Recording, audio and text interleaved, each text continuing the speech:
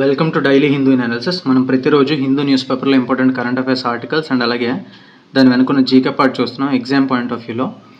So as part of that initiative ఈరోజు మనకి July 8, 2025. So before starting the video, so మన video నచ్చినట్లయితే మీ opinion comment చేయండి and అలాగే give it a like definitely.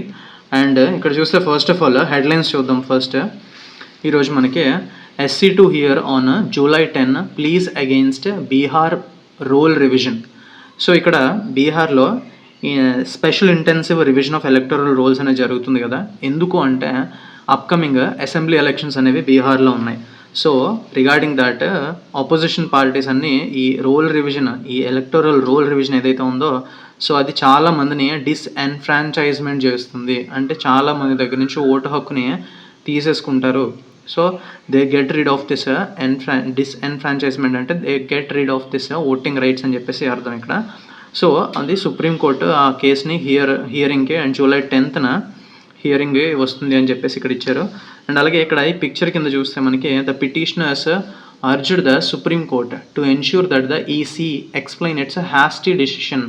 So petitioners సుప్రీంకోర్టుని కోరుతున్నారు ఏంటంటే ఈసీ ఎక్స్ప్లెయిన్ చేయాలి ఈ హ్యాస్టీ డిసిషన్ని అని చెప్పేసి. ఈసీ అంటే మన చీఫ్ ఎలక్షన్ కమిషనర్ ఎవరంటే జ్ఞానేష్ కుమార్. సో ఇక్కడ ఈ Hastie decision meaning important. Hastie అంటే డన్ ఇన్ ఏ హరీ, క్విక్గా, స్విఫ్ట్ అని చెప్పేసి మీనింగ్స్ వస్తాయి. సో ఒక హరీ బరీగా చేయడం దాన్ని మనం హ్యాస్టీ అని చెప్పేసి డిస్క్రైబ్ చేస్తాం మనం. ఇక్కడ హ్యాస్టీ మీనింగ్ ఇంపార్టెంట్. అండ్ అలాగే నెక్స్ట్ ఆర్టికల్ చూస్తే మనకి web portal apps to make census data available early RGI. So మనకి ఇక్కడ రిజిస్ట్రార్ జనరల్ ఆఫ్ ఇండియా అని చెప్పేసి so it oversees this census programme. So మనకి 2027 సెన్సస్ వచ్చేసి మనకి 2 phases జరగబోతుంది. And this will be the first digital census in India. So web పోర్టల్లో ఎప్పటికప్పుడు అప్డేట్ చేస్తూ ఉంటారు అండ్ యూజింగ్ యాప్స్ని యూజ్ చేసి, మొబైల్ యాప్స్ని యూజ్ చేసి దీన్ని కలెక్షన్ అనేది చేయబోతున్నారు. సో దట్ మనకి ఎర్లీగా అవైలబుల్గా ఉంటుంది ఈ సెన్సస్ డేటా అని చెప్పేసి ఇక్కడ ఇచ్చారు. సో ఇది నేషన్ వైడ్ అవేర్నెస్ క్రియేట్ చేయాలి ఈ క్యాంపెయిన్ మీద. అండ్ అలాగే ఇంక్లూజివ్ పార్టిసిపేషన్ ఉండాలి and last mile engagement. So ప్రతి ఒక్కరిని కూడా ఎన్యూమరేట్ చేయాలి అండర్ దిస్ సెన్సస్. అండ్ అలాగే support for field operations. And it will also emphasise on sharing accurate, authentic and timely information. So అథెంటిక్గా ఉంటుంది, యాక్యురేట్గా ఉంటుంది ఈ ఇన్ఫర్మేషన్ అండ్ అలాగే ఈ సెన్సస్ డేటా అనేది. And according to the constitutional mandate ప్రకారం చూస్తే మనకి ఫస్ట్ సెన్సస్ ఆఫ్టర్ 2026 తర్వాత జరిగే ఫస్ట్ సెన్సస్ దాన్ని మనం యూజ్ చేస్తాం. దేనికి? To officially redraw this Lok Sabha కాన్స్టిట్యుయెన్సీస్ని రీడ్రా చేయడానికి ఫస్ట్ సెన్సస్ ఆఫ్టర్ 2026. అంటే ఇప్పుడు నెక్స్ట్ జరగబోయే సెన్సస్ని యూజ్ చేసి ఈ లోక్సభ కాన్స్టిట్యుయెన్సీస్ని రీడ్రా చేస్తారు. అండ్ మనకి నెక్స్ట్ జనరల్ ఎలక్షన్స్ వచ్చేసి మనకి డ్యూ వచ్చేసి 2029 జరుగుతాయి. అండ్ నెక్స్ట్ ఇంపార్టెంట్ ఆర్టికల్ చూస్తే మనకి Trump issues threat of extra 10% tariffs on BRICS nations. So BRICS summit recently మనకి జరిగింది కదా, బ్రెజిల్లో జరిగింది. సో బ్రెజిల్ రియో డి జనరీలో జరిగింది. సో బ్రిక్స్ సమ్మిట్ అక్కడ ఏంటంటే ఈ US ఎలైస్ అయిన బ్రెజిల్ అండ్ అలాగే సౌదీ అరేబియా, ఇండోనేషియా ఇవి కూడా ట్రంప్ యొక్క టారిఫ్స్ని ఏవైతే ఉన్నాయో వాటిని ఇండిస్క్రిమినేట్, ఇల్లీగల్ అని చెప్పేసి ఆ టారిఫ్ వార్ని డిస్క్రైబ్ చేసాయి. సో దట్ దానికి రిటాలియేషన్గా ట్రంప్ ఒక థ్రెట్ అనేది ఇష్యూ చేశారు. ఏంటంటే 10% టారిఫ్స్ ఎక్స్ట్రా విధిస్తాము అని చెప్పేసి ఈ వరల్డ్స్ ఫాస్టెస్ట్ ఎమర్జింగ్ ఎకానమీస్ మీద అని చెప్పేసి. ఎందుకంటే ఆయన ట్రేడ్ పాలసీస్ని క్రిటిసైజ్ చేసినందుకు గాను ఈ బ్రిక్స్ నేషన్స్ అన్నీ కలిపి వాటి మీద 10% టారిఫ్స్ ఎక్కువ వేస్తాను అని చెప్పేసి థ్రెట్ అనేది ఇచ్చారు. అండ్ ఇక్కడ చూస్తే ప్యూజిలిస్టిక్ మీనింగ్ ఇంపార్టెంట్. ప్యూజిలిస్టిక్ అంటే ఒక అగ్రెసివ్ నేచర్తో ఉండడం. అగ్రెసివ్ నేచర్ అంటే ప్యూజిలిస్ట్ మనం ఎవరిని అంటామంటే బాక్సర్ని మనం ప్యూజిలిస్ట్ అంటాం. ఒక పంచ్ చేయడానికి రెడీగా ఉన్నప్పుడు లేదంటే అగ్రెసివ్ నేచర్తో కొట్టడానికి రెడీగా ఉన్నప్పుడు వాళ్ళని మనం ప్యూజిలిస్టిక్ అని డిస్క్రైబ్ చేయొచ్చు. ఇక్కడ ఈ కంటెక్స్లో మీనింగ్ చూస్తే మనకి ప్యూజిలిస్టిక్ US ప్రెసిడెంట్. సో ఆయన ఎప్పుడు గొడవకి సిద్ధంగా ఉంటాడు, అందరినీ రెచ్చగొడతారు అనే మీనింగ్ ఇక్కడ వస్తుంది మనకి. Pugilistic meaning important. And next article చూస్తే మనకి Myanmar ethnic crisis drives 4,000 to Mizoram. So మయన్మార్లో ఎథనిక్ కాన్ఫ్లిక్ట్ అనేది జరుగుతుంది. సో దాట్ అక్కడి నుంచి రెఫ్యూజీస్ కింద ఆ మయన్మార్లో ఉన్న పీపుల్, మెయిన్లీ చిన్ తెగకు చెందిన పీపుల్ సో మిజోరంకి రెఫ్యూజీస్ కింద వచ్చారు. ఆల్మోస్ట్ 4,000 పీపుల్ వచ్చారు. అని ఇక్కడ ఇచ్చారు. అండ్ అలాగే ఈ మనకి ఇండియా మయన్మార్కి బోర్డర్ ఆల్మోస్ట్ 5-10 కిలోమీటర్ బోర్డర్ అనేది ఉంది. అండ్ మనకి లాంగెస్ట్ ల్యాండ్ బార్డర్ ఉన్న country, with which country India is sharing the longest land border, and అలాగే అది ఎన్ని కిలోమీటర్స్ కూడా కమెంట్ చేయండి కమెంట్ సెక్షన్లో. అండ్ అలాగే ఇక్కడ చూస్తే మనకి మిజోరం సీఎం వచ్చేసి మనకి Lalduhoma. So important, Mizoram CM Lalduhoma. And next చూస్తే ఇక్కడ మనకి మద్దు వలస రిజర్వాయర్. సో ఈ రిజర్వాయర్లో నియర్ కెపాసిటీకి వచ్చింది. సో దట్ ఈ అఫీషియల్స్ అందులోని వాటర్ అనేది రిలీజ్ చేశారు అని చెప్పించారు ఇక్కడ ఈ ఆర్టికల్. ఇందులో మనకి ఇంపార్టెంట్ థింగ్ ఏంటంటే ఈ మద్దు వలస రిజర్వాయర్ అనేది ఏ రివర్ మీద ఉన్నది అని చెప్పేసి ఇంపార్టెంట్. ఇది సువర్ణముఖి రివర్ మీద కన్స్ట్రక్ట్ చేసినటువంటి ఒక రిజర్వాయర్ మద్దు వలస. సో ఇది విజయనగరం డిస్ట్రిక్ట్లో ఉంటుంది. సో నెక్స్ట్ ఇక్కడ చూస్తే మనకి ఎడిటోరియల్ పేజ్లో అవుట్ ఆఫ్ 4 ఆర్టికల్స్ వచ్చాయి మనకి ఎడిటోరియల్ పేజ్లో. ఎవ్రీడే యూజువల్లీ 4 ఆర్టికల్స్ వస్తాయి. సో ఇందులో మనకి ఈరోజు 3 ఆర్టికల్స్ వెరీ ఇంపార్టెంట్. ఒకటి రికరింగ్ ఆర్టికల్, సో దట్ అది ఆల్రెడీ మనం డిస్కస్ చేసిందే, సో దట్ నెక్స్ట్ టైం వచ్చినప్పుడు కూడా మళ్ళీ ఒకసారి రివైజ్ చేద్దాం.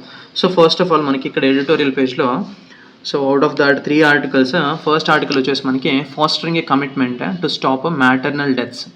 సో దీని సమ్మరీ చూద్దాం ఈజీగా. సో వెరీ ఇంపార్టెంట్ ఆర్టికల్, మీకు వీలైతే ఒక రీడింగ్ అనేది ఇవ్వండి. అండ్ ఇక్కడ ఫస్ట్ ఆఫ్ ఆల్ మనకి మ్యాటర్నల్ మోర్టాలిటీ రేషియో అంటే మ్యాటర్నల్ మోర్టాలిటీ రేట్ అంటే ఏంటో చూద్దాం. So it is nothing but pregnancy టైంలో బర్త్ ఇన్ టైమ్స్ ఆఫ్ ఒక చైల్డ్కి బర్త్ ఇచ్చే టైంలో, సో జననం ఇచ్చే టైంలో ఆ విమెన్ ఎవరైతే ప్రెగ్నెంట్ విమెన్ చనిపోతే దాన్ని మ్యాటర్నల్ మోర్టాలిటీ అని చెప్పేసి మనం డిస్క్రైబ్ చేస్తాం. సో అది ప్రతి 1 lakh లైవ్ బర్త్స్కి గాను ఎంతమంది చనిపోయారు అని చెప్పేసి ఒక రేట్ అనేది, ఒక నెంబర్ అనేది ఉంటుంది. దాన్ని మనం మ్యాటర్నల్ మోర్టాలిటీ రేట్ అని చెప్పేసి డిస్క్రైబ్ చేస్తాం. సో అది ప్రస్తుతం ఇండియా అకార్డింగ్ టు 2019-21 పీరియడ్కి చూస్తే మనకి 93 ఉంది. అంటే ప్రతి 1,00,000 మంది పిల్లలు పుడుతున్నప్పుడు వాళ్ళ తల్లుల్లో 93 మెంబర్స్ అనేది చనిపోతున్నారు ప్రస్తుతం. సో అది ఇంతకుముందు 103 అలా ఉండేది. సో తగ్గించుకుంటూ వచ్చారు అలాగా because of this interventions by government. So దాన్ని మ్యాటర్నల్ డెత్ కింద ఎప్పుడు డిస్క్రైబ్ చేస్తాము అంటే సో వైల్ ప్రెగ్నెన్సీ టైంలో కానీ అండ్ అలాగే వితిన్ 42 days ఆఫ్ టెర్మినేషన్, ఒకవేళ ప్రెగ్నెన్సీ టర్మినేట్ చేసుకున్నప్పుడు తీయించుకున్నప్పుడు వితిన్ 42 daysలో కానీ చనిపోతే సో ఇర్రెస్పెక్టివ్ ఆఫ్ సైట్ అది ఎక్కడ జరిగినా సరే సో దాన్ని మ్యాటర్నల్ డెత్ కింద కన్సిడర్ చేస్తారు ఇందులో. And related to this situation మనకి ఓవరాల్ మన కంట్రీలో ఉన్న స్టేట్స్ని 3 parts కింద డివైడ్ చేశారు. ఎంపవర్డ్ యాక్షన్ గ్రూప్ అని చెప్పి కొన్ని స్టేట్స్ని, అంటే ఇందులో మోస్ట్లీ మనకి నార్దర్న్ స్టేట్స్ ఉన్నాయి అండ్ అలాగే సదర్న్ స్టేట్స్ అని చెప్పేసి కొన్ని స్టేట్స్ని అండ్ అలాగే ది అదర్ స్టేట్స్ అని చెప్పేసి 3 groups కింద డివైడ్ చేశారు. ఇందులో సదర్న్ స్టేట్స్ ఎక్కువ ప్రోగ్రెస్ అనేది చూపించాయి. మ్యాటర్నల్ మోర్టాలిటీ రేట్ అనేది చాలా తక్కువగా ఉన్నది సదర్న్ స్టేట్స్లో. అందులో లోయెస్ట్ వచ్చేసి మనకి కేరళలో ఉంది. బికాస్ ఆఫ్ ఇట్స్ పాలసీస్ కేరళకి ఆల్మోస్ట్ 20 ఉంది. సో మనకి నేషనల్ ఓవరాల్గా కంట్రీ వైజ్ చూస్తే మనకి 93 ఉంది, కానీ కేరళకి మాత్రం 20 ఉంది. అండ్ అలాగే ఆంధ్రప్రదేశ్ చూస్తే ఇక్కడ 46 అండ్ తెలంగాణ వచ్చేసి 45. సో ఈ ఫిగర్స్ అనేవి ఇంపార్టెంట్ కాదు, కాకపోతే ఈ నెక్స్ట్ వచ్చేసి మనకి ఈ ఏవైతే ఎంపవర్డ్ యాక్షన్ గ్రూప్ స్టేట్స్ ఏవైతే ఉన్నాయో వాళ్ళకి 100 to 151 మధ్యలో ఉంది. అంటే నేషనల్ యావరేజ్ కన్నా ఎక్కువగా ఉంది, ఎక్కువ మంది చనిపోతున్నారు. సో అదర్ స్టేట్స్ ఇక్కడ డేటా ఇచ్చారు. సో అది ఇంపార్టెంట్ కాదు. అండ్ నెక్స్ట్ చూస్తే మనకి సో దట్ ఈ దీనికి డిఫరెంట్ స్ట్రాటజీస్ కావాలి. ఈ మ్యాటర్నల్ డెత్స్ని ఏవైతే తగ్గించడానికి డిఫరెంట్ స్ట్రాటజీస్ని ఫాలో అవ్వాలి మనం. ఫస్ట్ ఆఫ్ ఆల్ దీనికి ఫ్యాక్టర్స్ ఏంటి, మ్యాటర్నల్ మోర్టాలిటీ రేట్ రిజిస్టర్ అవ్వడానికి ఎక్కువగా కారణాలు ఏంటి అని చెప్పేసి ఇచ్చారు. ఫస్ట్ మనకి సరైన డీలే, ఒక డేంజర్ ఉంది అని చెప్పేసి ఒక డీలే చేస్తారు. డేంజర్ ఉందని రికగ్నైజ్ చేయకుండా హాస్పిటల్కి వెళ్లకుండా డీలే చేస్తూ ఉంటారు. ఇంకా అంటే నార్మల్ డెలివరీ అవుతుందిలే అని చెప్పేసి చూపించుకోకుండా డీలే చేస్తారు. సో లేదంటే ఇనఫ్ మనీ లేకపోవచ్చు, వాళ్ళ దగ్గర ఫినాన్షియల్ పొజిషన్ అనేది వీక్గా ఉండొచ్చు.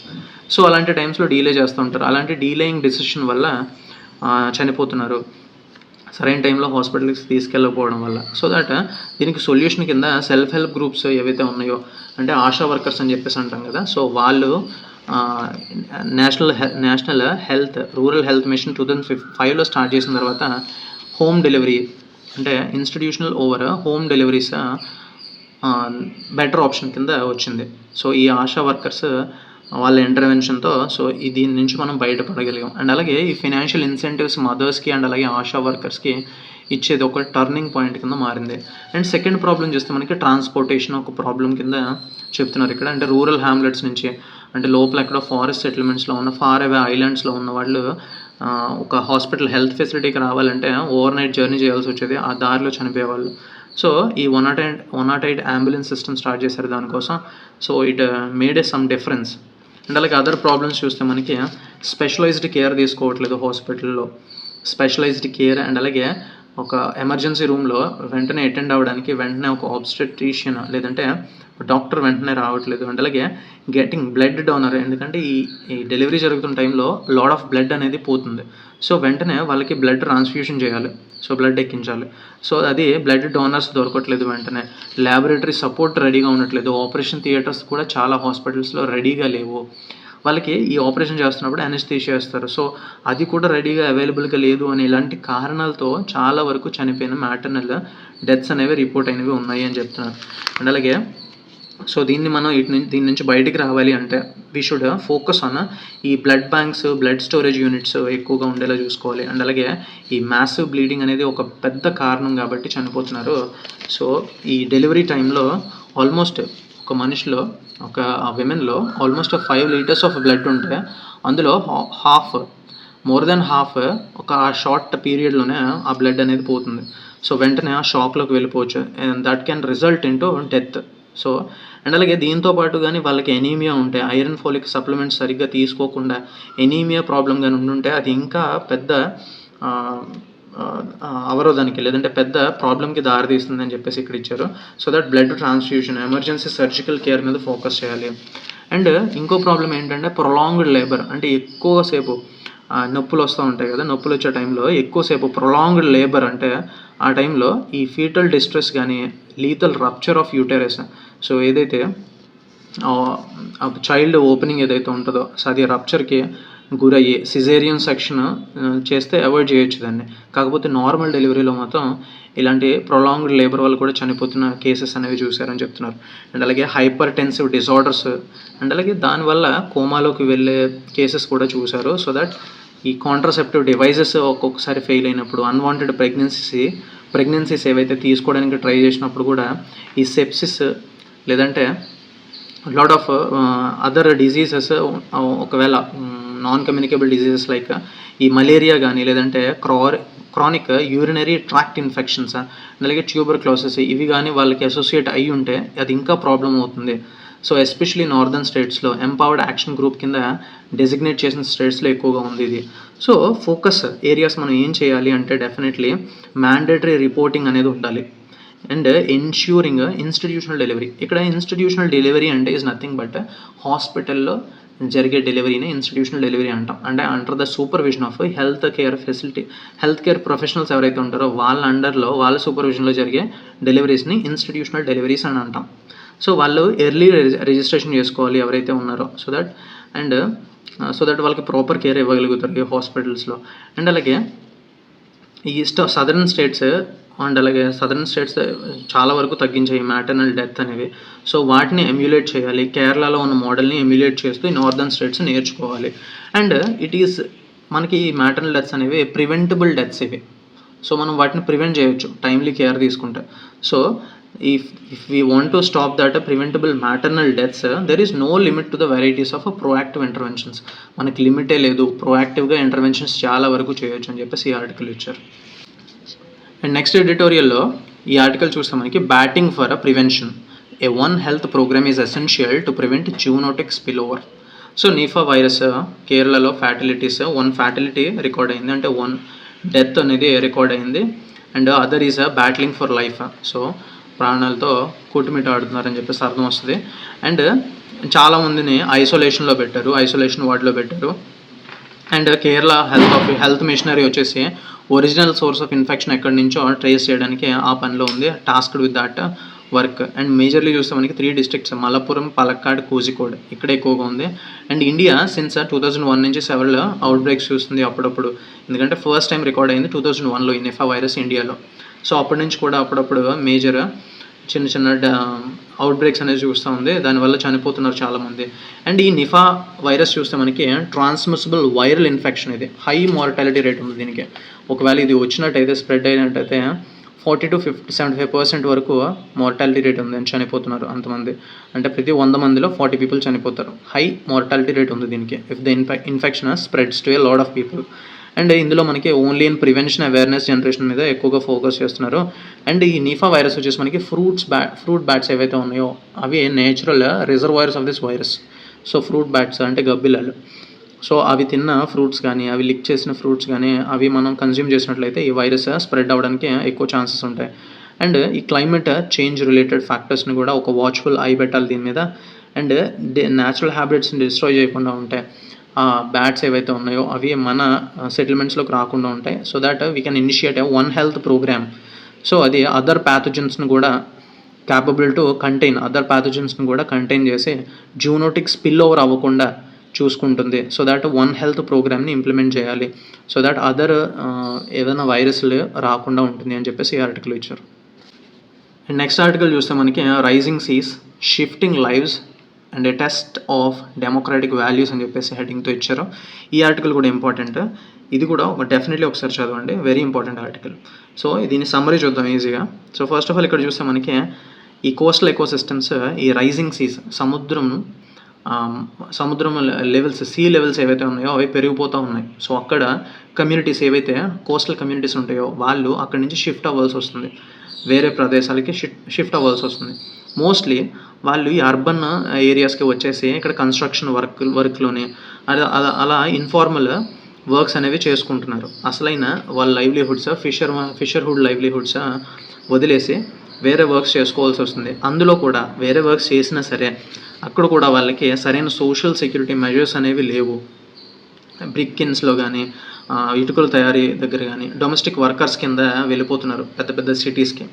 సో ఈ రైజింగ్ సీ లెవెల్స్ వల్ల ఈ షిఫ్ట్ అవుతున్నారు. క్లైమేట్ ఇండ్యూస్డ్ మైగ్రేషన్ అంటారు దీన్ని. అంటే క్లైమేట్ వల్ల వీళ్ళు మైగ్రేట్ అవుతున్నారు. So this is one type of migration. And ఈ సిస్టమిక్ లేబర్ ఎక్స్ప్లాయిటేషన్ ఎక్కువైపోతుంది దానివల్ల. సో వీళ్ళు డెట్ బాండేజ్లో కూరుకుపోతున్నారు. సో ఎంతో కొంత వేజ్ అడ్వాన్స్ కింద తీసుకుంటారు, దాని తర్వాత ఆ లేబర్ని వాళ్ళు రీపే చేస్తారు. సో వాళ్ళు అక్కడ పని చేస్తూ రీపే చేస్తూ ఉంటారు. సో వాళ్ళకి అలాగే లీగల్ ప్రొటెక్షన్స్ లేకుండా పోతున్నాయి. సో ఈ మేజర్లీ ఈ కోస్టల్ ఏరియాస్లో ఈ ఇండస్ట్రియల్ అండ్ ఇన్ఫ్రాస్ట్రక్చరల్ ఎక్స్పాన్షన్ ఎక్కువైపోయింది.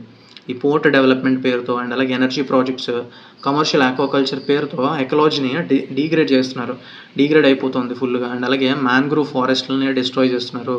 కోస్టల్ కమ్యూనిటీస్ సో దానివల్ల ఎఫెక్ట్ అయ్యి అక్కడ నుంచి మైగ్రేట్ అవుతున్నారు. అండ్ ఇక్కడ కొన్ని ప్లేసెస్ కూడా ఇచ్చారు మనకు ఆల్రెడీ. తమిళనాడుస్ నాగపట్టినం అండ్ అలాగే గుజరాత్స్ కచ్ రీజియన్ అండ్ అలాగే లో ల్యాండ్స్ ఆఫ్ కేరళ. సో ఇక్కడ ఎక్కువ ఆల్రెడీ మనం ఈ ట్రెండ్ అనేది చూసాం ఆల్రెడీ అని చెప్తున్నారు. అండ్ ఇక్కడ చూస్తే legal lacunae on climate displacement.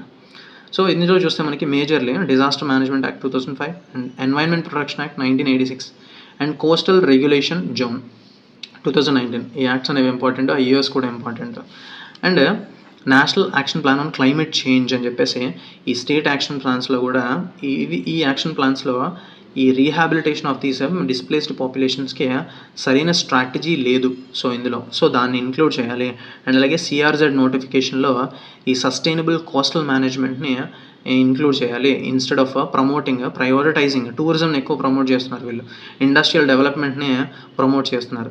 కానీ కోస్టల్ కమ్యూనిటీస్ రైట్స్ని మాత్రం డైల్యూట్ చేస్తున్నారు. ఈ జోనింగ్ రెగ్యులేషన్స్ని డైల్యూట్ చేసి అక్కడ కమర్షియల్ ప్రాజెక్ట్స్కి ఎక్కువ అవకాశం కల్పిస్తున్నారు. సో దట్ అక్కడున్న కోస్టల్ కమ్యూనిటీస్ మాత్రం వాళ్ళు get rid of their rights, వాళ్ళ రైట్స్ వాళ్ళు రైట్ఫుల్గా అనుభవించడానికి అవకాశం ఉండట్లేదు. సో వాళ్ళు అక్కడి నుంచి డిస్ప్లేస్ అయిపోయి మైగ్రేట్ అయిపోతున్నారు అని చెప్పారు. అండ్ నెక్స్ట్ చూస్తే ద స్టోరీ ఆఫ్ డిస్ప్లేస్మెంట్ మనకు ఒక స్టోరీ ఆఫ్ రెసిలియన్స్. ఈ coastal communities particularly ecologically destructive projects వచ్చినా సరే వాటిని చాలా వరకు రెసిస్ట్ చేశారు. టెనాసిటీ రిమార్కబుల్, అంటే destructive projects with remarkable tenacity అంటే మొండిగా ఫర్మ్గా నుంచోవడం టెనాసిటీ అంటే. సో అలా చాలా వరకు వాళ్ళు ఎదురుగా నుంచున్నారు. సో దాన్ని రెసిస్ట్ చేశారు అని చెప్తున్నారు. అండ్ గ్రాస్ రూట్స్ మొబిలైజేషన్స్ ఉంటే ఈ మెయిన్ స్ట్రీమ్ డెవలప్మెంట్ ఏదైతే ఉందో దాన్ని ఛాలెంజ్ చేయొచ్చు డెఫినెట్లీ. అండ్ ఈ ఎన్వైరన్మెంట్ డిఫెండ్ చేయడానికి అక్కడ ఎవరైతే ప్రొటెస్ట్ చేస్తారో వాళ్ళకి ఇంటిమిడేషన్స్ వస్తున్నాయి. అండ్ అలాగే క్రిమినలైజేషన్ చేస్తున్నారు వాళ్ళ మీద. అండ్ యాంటీథెటికల్ సో వాళ్ళ రైట్స్ని వాళ్ళు కాపాడుకుంటున్నందుకు కూడా వాళ్ళని ఇంటిమిడేట్ చేస్తున్నారు. So towards a right based framework అని చెప్పేసి ఆ రైట్ బేస్డ్ అప్రోచ్ మనం తీసుకురావాలి. డీసెంట్ వర్క్, హౌసింగ్ కానీ, ఎడ్యుకేషన్ కానీ, హెల్త్ కేర్ కానీ ప్రొవైడ్ చేయాలి వాళ్ళకి. అండ్ ప్రస్తుతం ఉన్న లేబర్ కోడ్స్లో కూడా వీళ్ళని ఇన్క్లూడ్ చేయాలి, ఈ సెక్షన్ ఇన్క్లూడ్ చేయాలి. ఏంటంటే క్లైమేట్ ఇండ్యూస్డ్ మైగ్రేషన్ని లేబర్ కోడ్స్లో ఇన్క్లూడ్ చేసి, అండ్ డొమెస్టిక్ వర్క్ ఎవరైతే చేస్తున్నారో, ఇన్ఫార్మల్లీ కన్స్ట్రక్షన్ వర్క్ చేస్తున్నారో వాళ్ళకి సరైన సోషల్ వెల్ఫేర్ మెజర్స్ని తీసుకురావాలి అని చెప్పారు. సో దట్ ఇన్ కేస్ మనం అలా చేసినట్లయితే ఈ 8.7 అంటే సస్టైనబుల్ డెవలప్మెంట్ గోల్ టార్గెట్ 8.7 అనేది eliminating forced labour and insuring decent work for all. So దాన్ని మనం అచీవ్ చేయగలుగుతాం. So protecting the rights and livelihoods for those most impacted in news, ఇది ఒక ఎన్వైరన్మెంటల్ నెసెసిటీ మాత్రమే కాదు, this is the test for India's democratic and constitutional values అని చెప్పి ఇచ్చారు. సో ఈ ఆర్టికల్ చాలా లెందీగా ఉంది and every line in this article important. ఈ ఆర్టికల్ అండ్ అలాగే దీని ముందు చదువుకున్నామని మ్యాటర్నల్ డెత్స్, అది కూడా very important, line to line important. ఒకసారి give it a read. And next opinion పేజ్లో చూస్తే మనకి women MSMEs still struggle for credit despite schemes. So ఈ ఎంఎస్ఎంఈస్ అంటే micro small and medium enterprises ఏవైతే ఉన్నాయో వాళ్ళకి, అందులో విమెన్కి స్కీమ్స్ ఉన్నప్పటికీ వాళ్ళకి సరైన క్రెడిట్ ఉండట్లేదు. ఈ బిజినెస్ చేసుకోవడానికి సరైన క్రెడిట్ అనేది రావట్లేదు. సో వైడనింగ్ క్రెడిట్ గ్యాప్ అనేది చాలా వరకు ఉంది ఈ విమెన్ ఎంటర్ప్రెన్యూర్స్కి. సో దట్ వాళ్ళు వాళ్ళ ఫైనాన్షియల్ గోల్స్ని అచీవ్ చేయలేకపోతున్నారని చెప్పించారు. సో ఫస్ట్ ఆఫ్ ఆల్ ఇందులో మనం క్రెడిట్ గ్యాప్ అంటే ఏంటో చూద్దాం. క్రెడిట్ గ్యాప్ అంటే మనం బ్యాంకుకి వెళ్ళాం, మనకి ఎంత క్రెడిట్ కావాలి, నాకు ఇంత అమౌంట్ కావాలి అని అడిగాం. కానీ వాళ్ళు యాక్చువల్గా ఇచ్చే అమౌంట్ మనం 100 రూపాయలు అని అడిగితే వాళ్ళు యాక్చువల్గా మనకి శాంక్షన్ చేసిన అమౌంట్ ఒక 80 రూపీస్ అనుకోండి. సో అక్కడ క్రెడిట్ గ్యాప్ వచ్చేసి 20 రూపీస్. అలా ఈ వైడనింగ్ క్రెడిట్ గ్యాప్ అనేది ఎక్కువగా విమెన్స్కి ఉంది. సో విమెన్స్ ఇప్పుడు లోన్ కావాలి అని చెప్పేసి వాళ్ళ బిజినెస్కి లోన్ కావాలని బ్యాంకుకి వెళ్తే అవుట్ ఆఫ్ 4 పీపుల్ ఒక్కరికి మాత్రమే లోన్ ఇస్తున్నారు విమెన్స్కి అయితే. అదే మెన్స్కి అయితే అవుట్ ఆఫ్ 2 పీపుల్ ఒకరికి ఇస్తున్నారు. సో దట్ ఆ రేషియో అనేది చాలా వైడ్ గ్యాప్ అనేది ఉంది వాళ్ళ మధ్య. అండ్ అలాగే ఈ ఎంఎస్ఎంఈ సెక్టర్ అనేది మనకి ఆల్మోస్ట్ ఇండియన్ జీడిపికి నియర్లీ 30% కాంట్రిబ్యూట్ చేస్తుంది. సో అది 35%కి పెంచాలి అని చెప్పేసి ఒక టార్గెట్ పెట్టుకున్నారు. సో అందులో మేజర్లీ మనకి విమెన్ లెడ్ ఎంటర్ప్రైజెస్ ఎక్కువగా ఉన్నాయి. సో దట్ విమెన్ ఓన్డ్ బిజినెస్లు ఎక్కువగా ఉన్నాయి. సో దట్ వాళ్ళకి క్రెడిట్ అనేది ఇవ్వగలిగితే so that we can see some change అని చెప్పేసి ఈ ఆర్టికల్ ఇచ్చారు. అండ్ అలాగే ఇక్కడ స్కీమ్ చూస్తే పర్ఫెక్ట్లీ ప్రధాన మంత్రి ముద్ర యోజన, ఇది ఒక డికేడ్ అవుతుంది, 2015లో స్టార్ట్ అయింది. సో ఇది మనకి కొల్లేటరల్ లేకుండా లోన్స్ అనేవి ఇస్తారు ఈ ఎంఎస్ఎంఈస్కి. సో కొల్లేటరల్ ఫ్రీ లోన్స్ అంటాం వాటిని. సో ఇవి MSMEs operating in non farm sector, other than farm sector మాత్రమే ఇస్తారు ఈ ప్రధాన మంత్రి ముద్ర యోజన కింద. సో అందులో కూడా ఎకనామిక్ ఇన్ఎఫిషియన్సీ చాలా వరకు చూస్తున్నాం. సో లోన్స్ అనేవి అండర్ రిజర్వ్డ్ సెక్షన్స్కి ఇవ్వట్లేదు సరిగ్గా, అండ్ అలా ఎస్పెషల్లీ విమెన్కి అనేది. సో దట్ వాళ్ళు ఇన్ఫార్మల్ సోర్సెస్కి వెళ్ళాల్సి వస్తుంది. అంటే బయట మనీ లెండర్స్ ఎవరైతే ఉంటారో వాళ్ళ దగ్గర తీసుకోవాల్సి వస్తుంది ఈ బిజినెస్ని రన్ చేయడానికి. సో ఈ ఇన్ఫార్మల్ బిజినెసెస్కి అలాగే డాక్యుమెంటేషన్ లేకపోవడం వల్ల కూడా ఈ బ్యాంక్స్ అనేవి కూడా సరిగా వాళ్ళకి లోన్స్ ఇవ్వట్లేదు. అండ్ ఈ రూరల్ ఏరియాస్లో ఎవరైతే ఉన్నారో ఈ విమెన్, వాళ్ళకి లో ఫినాన్షియల్ లిటరసీ రేట్ ఉంది. సో దట్ వాళ్ళకి గవర్నమెంట్ స్కీమ్స్ గురించి సరిగా తెలియట్లేదు. అండ్ అలాగే విమెన్ ఎంటర్ప్రీనియర్స్ని చూస్తే రిస్కీ బారోవర్స్ కింద కన్సిడర్ చేస్తున్నారు బ్యాంక్స్ అనేవి. అంటే వాళ్ళకి లోన్స్ ఇస్తే వాళ్ళు తిరిగి కట్టలేరు అన్న పర్సెప్షన్తో చూస్తున్నారు. ఇన్ఫార్మల్ సెక్టర్లో ఎక్కువగా ఈ బిజినెస్ విమెన్ చేస్తూ ఉంటారు. సో దట్ వాళ్ళకి ఈ ఫార్మల్ క్రెడిట్ అనేది అందట్లేదు అని చెప్పేసి ఆర్టికల్ ఇచ్చారు. సో స్ట్రాంగ్ ఇంటెంట్తో ఈ గవర్నమెంట్ స్కీమ్స్ లాంచ్ చేసింది, కానీ సరైన ఇంప్లిమెంటేషన్ మాత్రం సరిగ్గా లేదు. సో దట్ అడ్మినిస్ట్రేటివ్ ఇన్ఎఫిషియన్సీస్ వల్ల సో అది ఇంకొంచెం ముందుకు వెళ్ళాలి. సో దట్ దాన్ని మనం ఆ ప్రాబ్లమ్ని రెక్టిఫై చేయాలని చెప్పేసి ఆర్టికల్ ఇచ్చారు. అండ్ ఇక్కడ ఈ ఆర్టికల్లో చూస్తే మనకి చీఫ్ ఆఫ్ డిఫెన్స్ స్టాఫ్ వచ్చేసి general Anil Chauhan, and army general వచ్చేసి మనకి general Upendra Dwivedi, and navy chief admiral Dinesh K Tripathi, and chief of air staff అంటే ఎయిర్ ఫోర్స్ చీఫ్ ఎవరంటే air chief marshal AP Singh. So అందరూ ఇక్కడ ఇచ్చారు, వెరీ ఇంపార్టెంట్, ఇవి గుర్తుపెట్టుకోండి. అండ్ ఇక్కడ చూస్తే మనకి ఆర్టికల్ 324 గురించి వచ్చింది. Article 324 is nothing but superintendence direction and control over all elections. So election కమిషన్కి ఈ ఆర్టికల్ 324 ద్వారా ఈ పవర్ అనేది వస్తుంది. Superintendence direction and control over all elections for Lok Sabha elections and vice president office కూడా వాళ్ళే ఎలక్షన్స్ కండక్ట్ చేస్తారు. అండ్ అలాగే అసెంబ్లీ ఎలక్షన్స్ కూడా వాళ్ళే కండక్ట్ చేస్తారు. సో ఈ ఆర్టికల్ ద్వారా వాళ్ళకి పవర్ ఉంటుంది. ఇక్కడ చూస్తే మనకి minister of ports, shipping and waterways Sarbananda Sonowal, and అలాగే యూనియన్ టూరిజం మినిస్టర్ చూస్తే మనకి గజేంద్ర సింగ్ షెకావత్. అండ్ ఇక్కడ చూస్తే మనకి ISRO chief officials speak to astronaut Shubhanshu Shukla.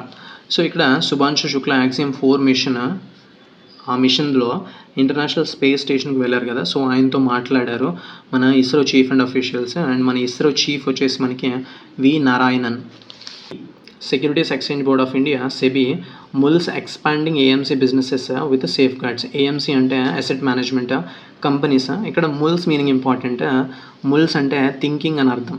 So SEBI is thinking on expanding AMC businesses with safeguards. So వాటిని ఎక్స్పాండ్ చేయాలని చెప్పేసి ఆలోచిస్తుంది సెబీ. అండ్ సెబీ చీఫ్ ఎవరో కమెంట్ చేయండి. మనం ప్రీవియస్లీ 2 days బ్యాక్ చూసాం. సెబీ చీఫ్ ఎవరో కమెంట్ సెక్షన్లో కమెంట్ చేయండి. అండ్ నెక్స్ట్ చూస్తే ఇక్కడ మనకి డ్యూరాండ్ కప్. సో ఈ cup related to football. So ఇది మనకి 134th edition Durand cup football tournament కలకత్తాలో సాల్ట్ లేక్ స్టేడియంలో స్టార్ట్ అవబోతుంది July 23rd నుంచి. So this is the oldest tournament in India. So related to football, Durand cup related to football important. ఈ అపాయింట్మెంట్స్లో ఇది important మనకి.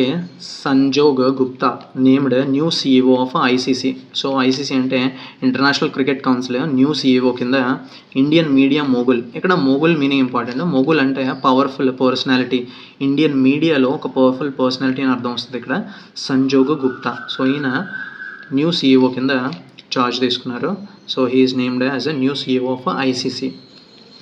సో ఓవరాల్గా ఈరోజు exam point of important articles అన్ని కవర్ చేసాం. అండ్ వీడియోలో మీరు ఇక్కడ దాకా వచ్చినట్లయితే డన్ అని చెప్పి కమెంట్ చేయండి. So that it acts as a note for yourself that you are consistent. And నేను కూడా కన్సిస్టెంట్గా ఉంటున్నాను. అండ్ వీడియో నచ్చితే లైక్ చేయండి, షేర్ చేయండి, సబ్స్క్రైబ్ చేసుకోండి. అండ్ బెల్ ఐకాన్ ఎనేబుల్ చేసుకోండి. సో దట్ వీడియో పెట్టగానే మీ దాకా వస్తుంది.